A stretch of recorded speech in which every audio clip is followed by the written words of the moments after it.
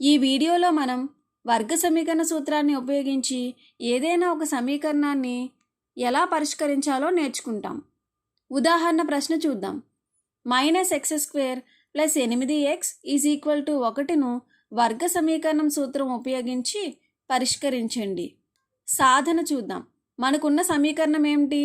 -x² + 8x = 1.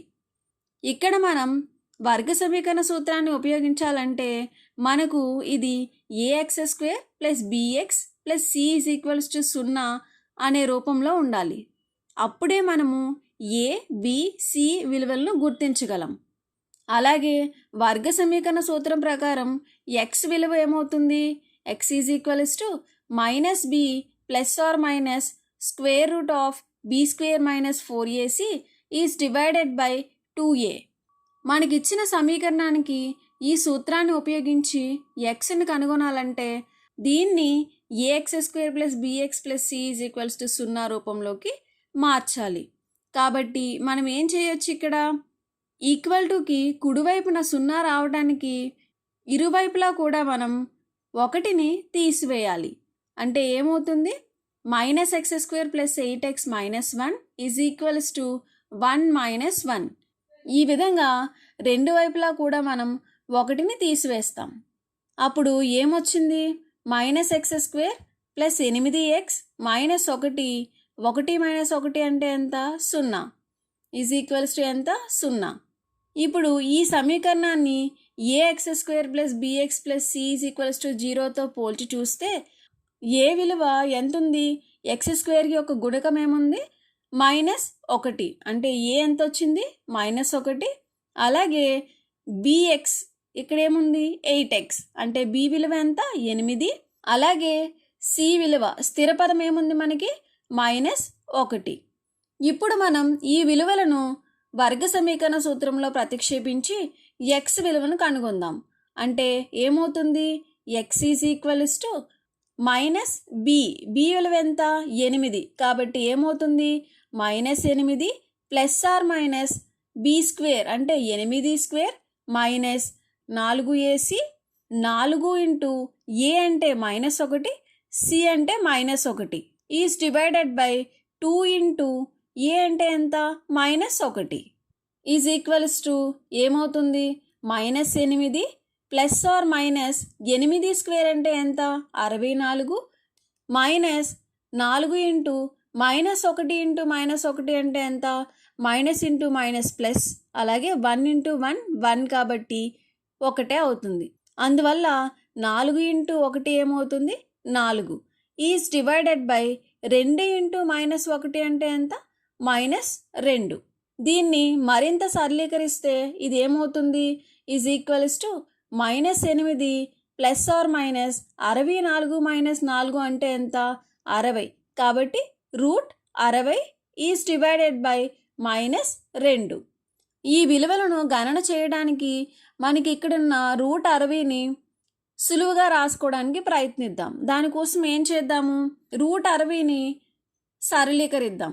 60ని మనం ఏవైనా 2 అంకెల లబ్దంగా రాసి చూద్దాం. ఉదాహరణకు 2 × 30 ఏంటి మనకి? 60. తర్వాత ఈ 30ని ఏ విధంగా రాయవచ్చు? 2 × 15. మరలా 15ని ఎలా రాయవచ్చు? 3 × 5. ఇంకా తర్వాత మనం 5ని కానీ 3ని కానీ వేరే ఏ 2 అంకెల లబ్దంగా రాయలేము. కేవలం 1 × 3 1 × 5గానే రాయగలం. అప్పుడు కూడా మనకి అవే అంకెలు ఉంటాయి.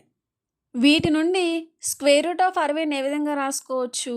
మొదటి ఉన్న 2 అంకెలు అంటే 2 × 2 ఏమవుతుంది మనకి? √4 ఇంటూ మిగిలిన 2 అంకెలు 3 × 5 అంటే ఎంత? 15. కాబట్టి √15. అంటే √60ని మనం ఏ విధంగా రాసుకోవచ్చు?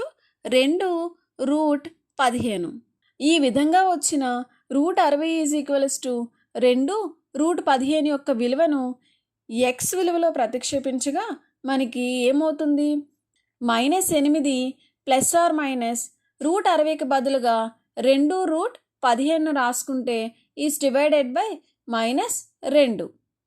దీన్ని మరింత సరళీకరిస్తే -8 + 2 √15 /-2 మరియు -8 minus 2√15 is divided by -2 is equals to ఇక్కడ హారంలో ఉన్న -2 అనేది లవంలో ఉన్న 2 పదాలకి వర్తిస్తుంది.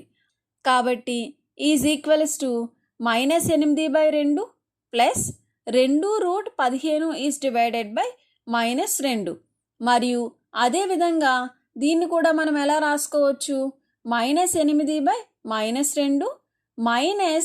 2√15/-2 ఈజ్ ఈక్వల్స్ టు 2 × 1 2, అలాగే 2 × 4 ఎంత? 8. మరియు మైనస్ మైనస్ క్యాన్సిల్ అయితే మనకి ఇదేమవుతుంది? 4. 2 క్యాన్సిల్ అయితే మనకి ఇంకా ఏముంది? -√15. మరియు దీన్ని కూడా మనం చూసినట్లయితే ఇక్కడ కూడా మనకి ఎంత వస్తుంది? 4 మైనస్ ఇంటూ మైనస్ ఏమవుతుంది ఇక్కడ? ప్లస్. మరియు 2 క్యాన్సిల్ అయితే ఏముంది ఇంకా? √15. అంటే ఎక్స్ విలువలు ఏమేమి వచ్చాయి? 4 మైనస్ √15 మరియు 4 ప్లస్ √15. ఈ సరళీకరించడం అనేది మనం మరో విధంగా కూడా చేయవచ్చు. అది ఎలాగో ఇప్పుడు ఒకసారి చూద్దాం. దీనికోసం మనం ఈ విలువను చూద్దాం. ఇక్కడ చూసినట్లయితే దీన్ని ఈ విధంగా కూడా సరళీకరించవచ్చు. అంటే -8 ఈజ్ డివైడెడ్ బై -2 అని తీసుకుంటే ఇది మనకి ఏమవుతుంది? 2 × 1 2, 2 × 4 ఎంత? 8. మరియు మైనస్ మైనస్ క్యాన్సిల్ అయితే ఎంత వస్తుంది? 4. అలాగే ప్లస్ ఆర్ మైనస్ దీన్ని మనం మైనస్ ఆర్ ప్లస్ అని కూడా రాసుకోవచ్చు. దానివల్ల తేడా ఏమీ ఉండదు.